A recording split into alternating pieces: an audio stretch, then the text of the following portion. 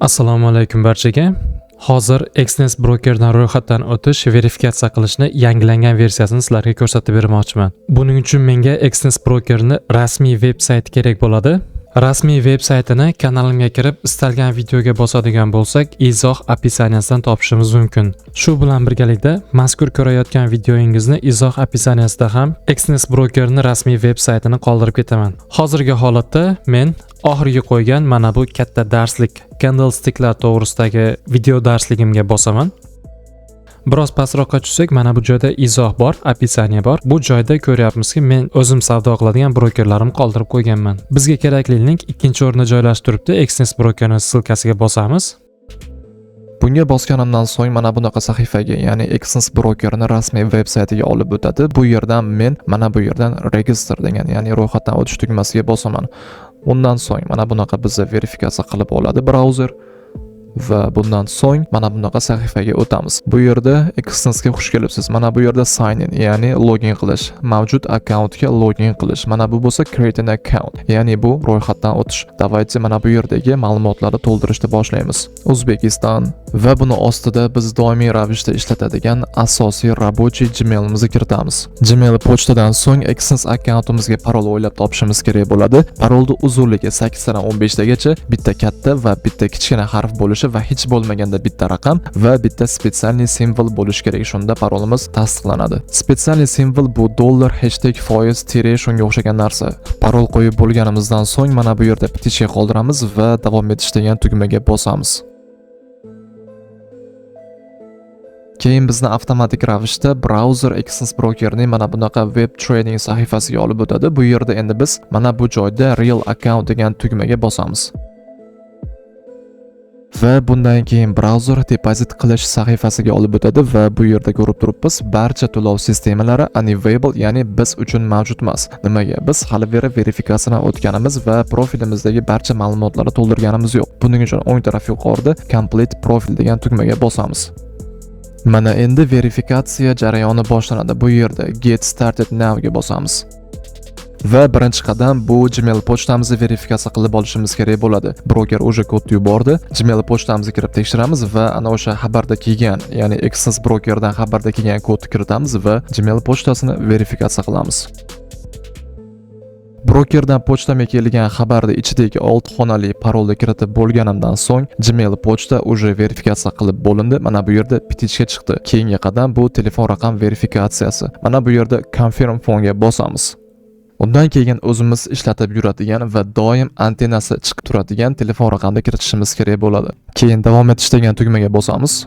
Kodni yubordi. Kod menga adashmasam Telegramdan kelyapti. Agar siz bu yerga kiritgan raqamingizda Telegram bo'ladigan bo'lsa, osongina Telegramga Exness Broker kod yuborish mumkin. Bu juda ham qulay. Xo'p, 099 832 va telefon raqami muvaffaqiyatli verifikatsiyadan o'tdi va endi 3-oxirgi qadam bu shaxsni tasdiqlovchi verifikatsiyalar, adashmasam. Xo'p, mana bu yerda complete now degan tugmaga bosamiz. Xo'p, bu yerda endi shaxsni tasdiqlovchi ma'lumotlarni kiritishimiz kerak bo'ladi. First name bu ism, last name bu familiya. Pasportimizda yoki ID kartamizda qanaqa harflardan yozilgan bo'lsa, xuddi shuni kiritamiz. Keyin date of birth, ya'ni tug'ilgan kun, oy, yil. Keyin bo'lsa turar joy, ya'ni yashash adresi, shahar, ko'cha va dom yoki uy va uni raqami. Shuni kiritamiz. Keyin bo'lsa jinsni belgilashimiz kerak bo'ladi. Erkak bo'lsa erkak, ayol bo'lsa ayol. Va pastdan yana davom etish degan tugmaga bosamiz. Shundan keyin broker bizga bir nechta savollar beradi. Men sizlarga buni hozir tarjima qilib beraman. Siz o'zingizga ma'qul kelgan javoblarni belgilab ketaverasiz. Xo'p, what is the purpose of opening your account? Account ochishdan maqsadingiz nima deyapti? Birinchisi investitsiya, ikkinchisi hedging, uchinchi speculation. Birinchisi investitsiya, ya'ni sarmoya, ikkinchisi hedging, ham buyga va ham sellga ochib ishlash, adashmasam uchinchisi speculation. Bu ya'ni spekulatsiya. O'zingizga xohlagan javobni belgilang. Men misol uchun bu yerda investitsiyani belgilayman. Ikkinchi savol, what's your current employment status? Bu yerda broker ish haqida so'rayapti. Agar pensiyaga chiqqan bo'lsangiz, mana bu retired deb belgilaysiz. Agar ishsiz bo'ladigan bo'lsangiz, mana buni unemployed deb belgilaysiz. Va agar talaba yoki student bo'ladigan bo'lsangiz, mana bu yerda student degan javob bor. Va agar tadbirkor bo'ladigan bo'lsangiz, mana bu yerda biznes egasini belgilab qo'ysangiz bo'ladi. Va uchinchisi o'z-o'zini ta'minlaganlik va ikkinchisi bo'lsa yarim stavka yoki bo'lmasa qisman ishlaydigan odamlar uchun uchun va birinchisi bo'lsa bu yerda full time, ya'ni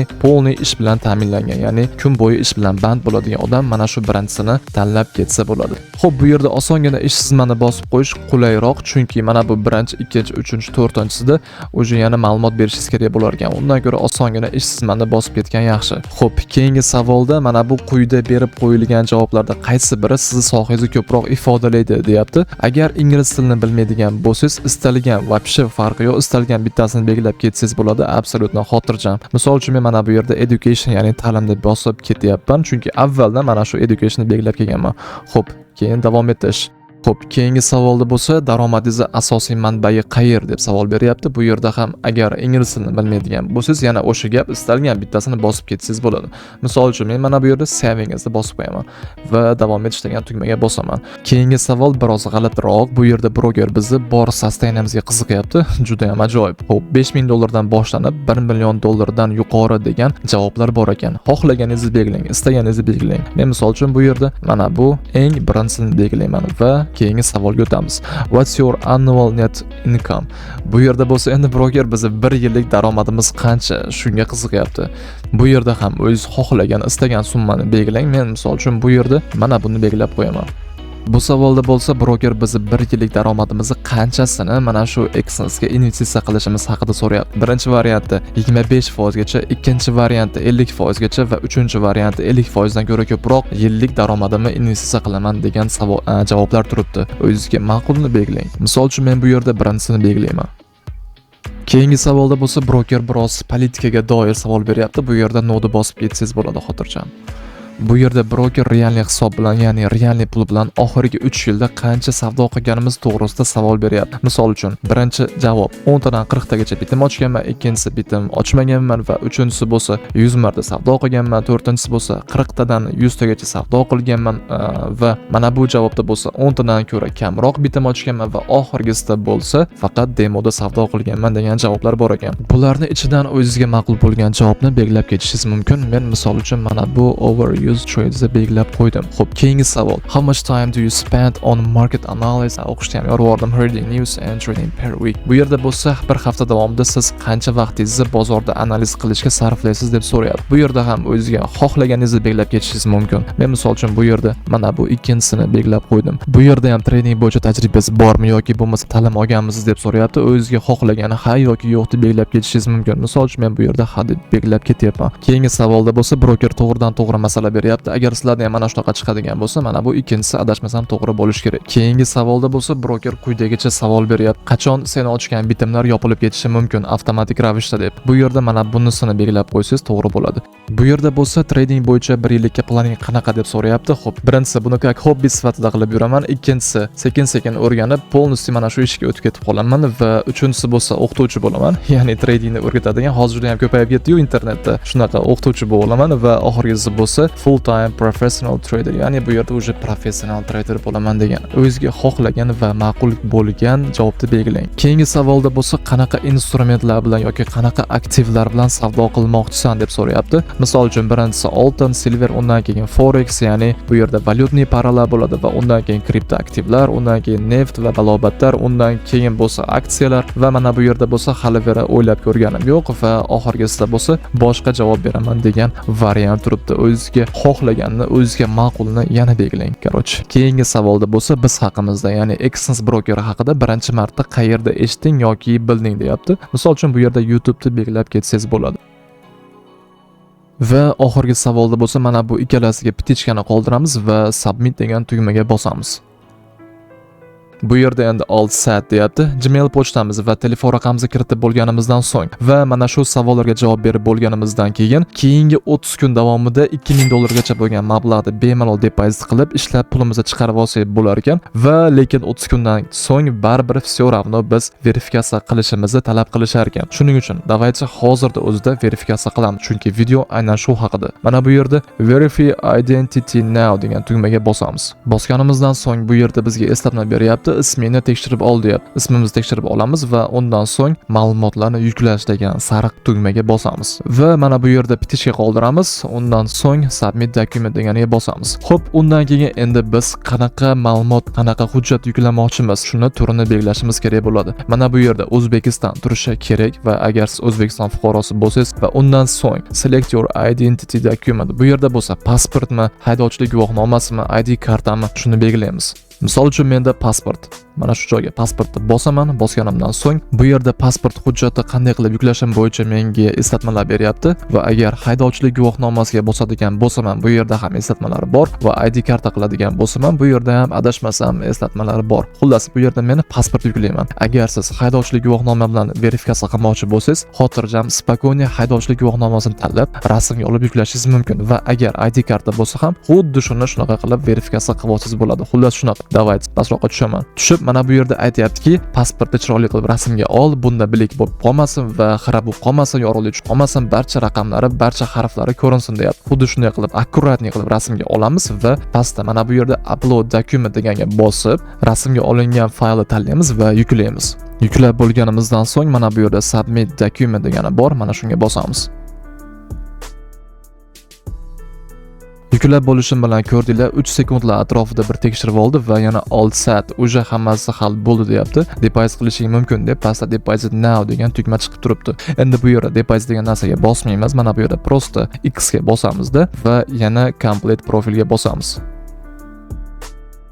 Men xohlagan narsa oyna ochildi. Ya'ni bu yashash joyi adresi. Davaychi oxirigacha verifikatsiyadan o'tib olamiz. Chunki agar adresimizni verifikatsiya qilmaydigan bo'lsak, может qachondir bizga pulni yechib bermasligi mumkin. Shuning uchun davaychi oxirigacha verifikatsiya qilamiz. Yashash joyi adresini verifikatsiya qilish uchun quyidagi ma'lumotlardan, quyidagi hujjatlardan birortasini yuklang deb bizga broker eslatma beryapti. Bu yerda bir qancha hujjat turlari bor, lekin to'g'risini aytsam, men birortasini bularni yaxshi tushunmayman. Shuning uchun osongina yo'li bor. Bu ham bo'lsa my.gov.uz saytiga kirish kerak. Ana o'sha joyda O'zbekiston fuqarosi, har bir O'zbekiston fuqarosini doimiy yashash joyi to'g'risidagi ma'lumoti bo'ladi. Ana o'shani yuklab, keyin mana bu brokerga yuklash kerak. Shunda hech qanaqa muammosiz verifikatsiyadan o'tib olish mumkin. Agar pasportimi rasm bor sahifasining orqasida propiskasi bor, uchotni zapisi bor, shuni rasmga olib tashlasamchi deb so'raydigan bo'lsangiz, to'g'risi bilmayman. Men juda ham ko'p marta urinib ko'rganman, lekin meni tajribamda shuni aytishim mumkinki, bu orqali adresda verifikatsiya qilib olish biroz qiyinroq. Shuning uchun prosta mana bu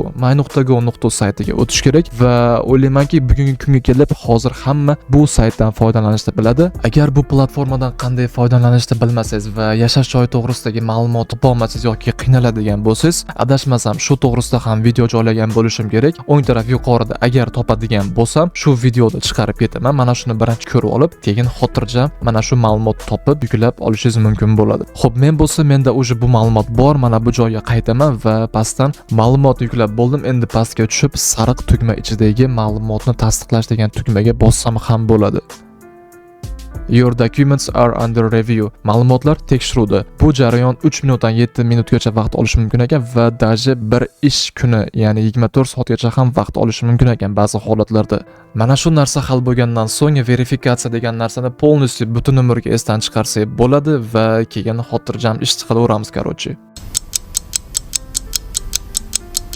Bir qancha muddatdan so'ng verifikatsiya jarayoni muvaffaqiyatli yakuniga yetganini ko'rishimiz mumkin. Buni yuqoridagi mana bu petishkani qo'yib account verification complete degan yozuvdan bilib olsak bo'ladi. Xo'p, endi agar deposit sahifasiga o'tadigan bo'lsak, biz uchun barcha to'lov sistemalari o'zi dostupna, o'zi bizga bunda access bor. Ya'ni biz uchun mavjud demoqchiman. Ro'yxatdan o'tdik, ya'ni registratsiya qildik va shaxsimizni tasdiqlab, полностью verifikatsiyadan ham o'tib bo'ldik. Endi lekin hali beri video tugagani yo'q. Yana bir muhim joy bor, muhim jihati bor. Bu joyni albatta ko'ring. Ko'rmasangiz bo'lmaydi. Xo'p, oxirgi paytlarda juda ham ko'pchilik menga savol bergan, Exness broker bilan bir ko'ngilsizlik, bir muammo bo'layotgan ekan. Bu nima desa, qachonki ular pulni yechib olayotganida Exness broker kod yuboryapti, ularning telefoniga bo'lsa kod kelmayapti. Bu muammoga aynan nima sabab bo'lishini bilmayman, balki qanaqadir texnik muammolar bordir, lekin telefon raqamiga kod kelmayapti. Bu qachonki siz Exness brokeridan pulingizni chiqarib olmoqchi bo'lganingizda, broker sizni xavfsizligingizni o'ylab, siz kiritgan telefon raqamiga kod yuboradi. Mana shu kodni qachonki siz kiritmagunizcha sizni arizangiz tasdiqlanmaydi va broker sizga prosta pulni yechib bermaydi.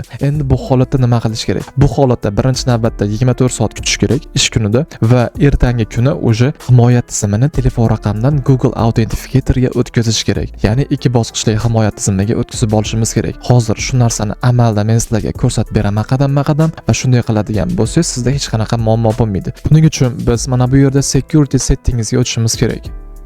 Va mana bu yerda X-step verification, ya'ni ikki qadamli verifikatsiya degan joy bor. Mana shu joyda bizning telefon raqamimiz turgan bo'ladi. Endi mana shuni biz Google Authenticator'ga o'tkazib qo'yishimiz kerak. Uning uchun mana bu yerda change degan tugmaga bosamiz. Bu yerda himoya tizimini o'zgartirish mumkin bo'lgan bir nechta alternativlar bor ekan. Bularni hozir ko'rib chiqamiz. Hozir amaldagisi mana bu telefon raqamiga kod yuborish. Bu juda ham noqulay. Istalgan payt siz xohlagan payt kod kelmay qolishi mumkin. Va mana bu yerda men avval ko'rmasdim. Ya'ni bunaqa tasdiqlash kodlari yuboradigan joyda bunaqa email orqali, ya'ni Gmail pochta orqali tasdiqlaydigan usul ko'rmasdim avvallari. Bu narsani qo'shgani juda ham zo'r bo'ldi Class Brokerga. Va mana bu yerda Authentication app bo'lsa, bu ana o'sha men aytgan Google Authenticator. Bu juda ham yaxshi himoya tizimi va mana bu yerda broker o'zi rekomendatsiya qilayotgan push notifications, ya'ni уведомление, xabarnoma. Bu qachonki telefoningizda Exness Broker'ni rasmiy ilovasi bor bo'lganda ishlaydi, lekin menga bu narsa qanaqadir yoqmaydi. Xullas, bu yerda biz hozir Google Authenticator'ga o'tkazganimizdan ko'ra Gmail pochtaga olib qo'yganimiz juda ham maqsadga muvofiq. Bunga olib qo'yadigan bo'lsak, pochtamizga xabar yuboradi, hammasi juda ham oson. Xabarning ichida kod bo'ladi, buni tasdiqlash juda ham qulay. Nimaga endi Google Authenticator emas deydigan bo'lsangiz, qachonki Google Authenticator'ga siz himoya tizimini o'rnatib qo'yadigan bo'lsangiz, qanaqadir muammo bo'lib, mana shu Authenticator приложениесiga dostуп yo'qolib qoladigan bo'lsa, siz Exness Broker'ga qaytib kira olmay qolishingiz mumkin. Shuning uchun bu yerda Gmail pochta eng ma'qulrog'i va afzalrog'i deb o'ylayman. Mana shu Gmail pochtaga olamiz va keyingi tugmasiga bosamiz. Undan keyin adashmasam telefon raqamga yana kod yuborish kerak bo'ladi. Kod yubordi, kodni qabul qilib oldim. Bu safar ham o'rtoqlar e'tibor bering, bu safar ham kod Telegram orqali kelyapti. 959 767. What action confirmed bo'ldi. Всё. Endi ikki bosqichli himoya tizimi bu Gmailda ishlaydi. Juda ham chiroyli, juda ham yaxshi. Klass. O'ylashimcha bugungi mana shu ma'lumotlar yetarli. Bugun hozir mana shu joyda videoni yakunlamoqchiman. Agar video sizga foydali bo'lgan bo'lsa va nimadir yangi narsa o'rgangan bo'lsangiz, doimgidek so'raydigan narsam faqat bitta. Videoga albatta like bosib qo'yib, o'zingiz fikringizni kommentariyada qoldiring va mana shu Income Fix kanaliga obuna bo'lib, eng muhimi qo'ng'iroqchani bosib qo'yishni esdan chiqarmang va shu orqali siz men yangi qo'ygan videoimni o'tkazib olmaysiz. Shu joyda sizlar bilan xayrlashaman. Hammaga xayr, sog' bo'linglar, salomat bo'linglar.